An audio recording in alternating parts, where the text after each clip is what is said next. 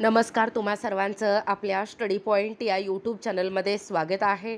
तर माहे ऑगस्ट 2026चे मासिक वेतन देयक सादर करण्याबाबत एक महत्त्वपूर्ण पत्र जाहीर झालेलं आहे।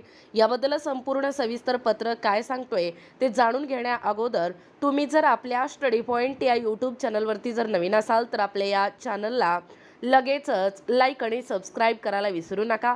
चला तर मग वेळ वाया न घालवता माहे ऑगस्ट 2026चे मासिक वेतन देयक सादर करण्याबाबतचा महत्त्वपूर्ण पत्र काय सांगतोय ते या ठिकाणी आपण जाणून घेऊया।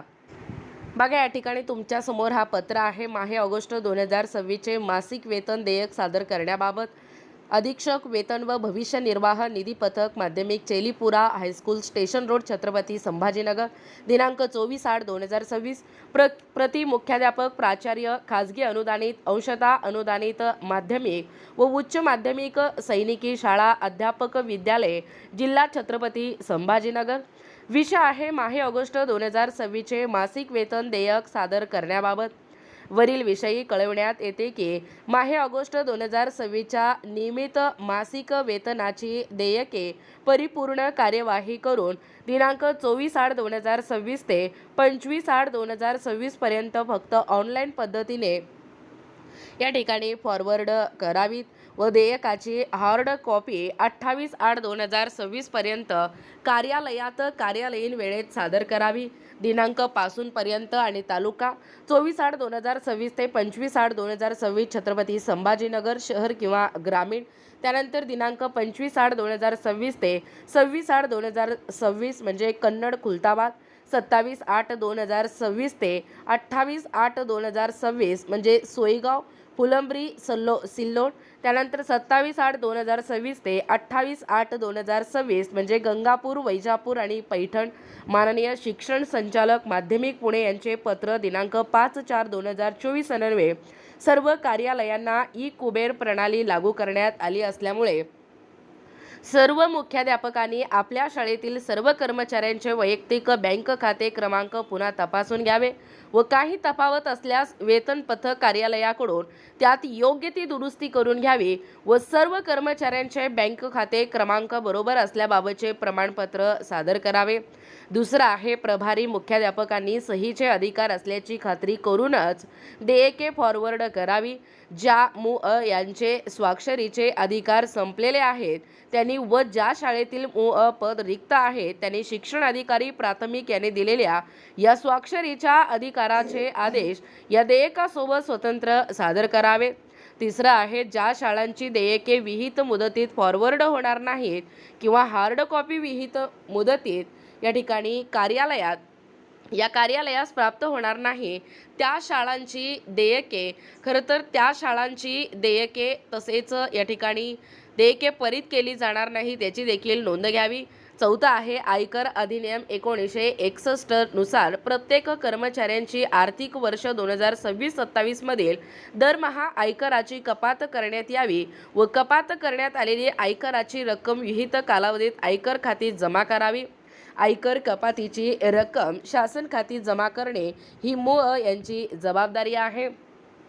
पाचवा मुद्दा काय सांगतोय बघा, सदर देयकांची हार्ड कॉपी दिनांक 28/8/2026 पर्यंत कार्यालयात कार्यालयीन वेळेत सादर करावी। हार्ड कॉपी सादर केली नसेल तर देयक कोषागारात सादर केले जाणार नाही याची देखील नोंद घ्यावी। शासन निर्णय वित्त विभाग दिनांक 23/4/2026 नुसार व माननीय शिक्षण संचालक पुणे यांचे पत्र दिनांक 31/7/2026 अन्वये सर्व शासकीय निमशासकीय अधिकारी कर्मचारी यांचे माहे ऑगस्ट 2026 पेड सप्टेंबर 2026च्या वेतनापूर्वी ई केवायसी करणे बंधनकारक आहे। ई केवायसी शालार्थ प्रणाली 2.0 मधून व्हॅलिड आणि अप्रूव्ड नसेल तर वेतन देयक जनरेट होणार नाही याची देखील नोंद घ्यावी। सातवा मुद्दा काय सांगतोय बघा, माननीय शिक्षण अधिकारी माध्यमिक यांचे पत्र दिनांक 23/7/26 व 12/8/26 नुसार खालील 8 प्रमाणपत्रे सोबत जोडल्याशिवाय वेतन देयके स्वीकारले जाणार नाही याची देखील या ठिकाणी नोंद घ्यावी। पहिला आहे सर्व विद्यार्थ्यांचे स्टुडंट प्रमोशन व आधार व्हॅलिडेशन 100% पूर्ण करणे। दुसरा आहे सर्व विद्यार्थ्यांचे अपार ID 100% जनरेट करणे। तिसरं आहे GIS स्कूल मॅपिंगचे काम सर्व शाळांनी पूर्ण करणे. चौथं आहे नवभारत साक्षरता अभियानाअंतर्गत दिलेल्या उद्दिष्टानुसार नवसाक्षरांची नोंदणी करून त्यांना टॅग करणे व त्यांची प्रत वेतन देयकासोबत सादर करावी. पाचवा आहे स्वयंसेवकांची नोंदणी करून त्यांना संबंधित नवसाक्षरांशी जोडणे म्हणजे टॅगिंग संबंधित सर्व ऑनलाईन माहिती अद्ययावत करणे. सहावा आहे शाळेतील सर्व कर्मचाऱ्यांना बायोमेट्रिक उपस्थिती बंधनकारक करणे.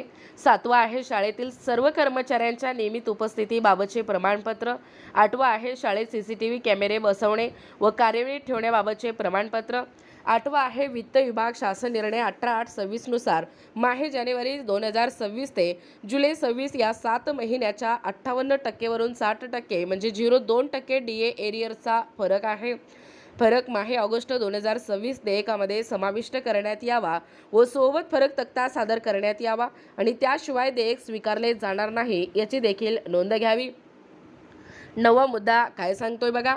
माहे जुलै 21 ते सप्टेंबर 21 या कालावधीमधील HRA एरियर्स याची रक्कम माध्यमिक विभागातील सर्व कर्मचाऱ्यांना या ठिकाणी यापूर्वीच सर्वांना अदा करण्यात आलेली आहे.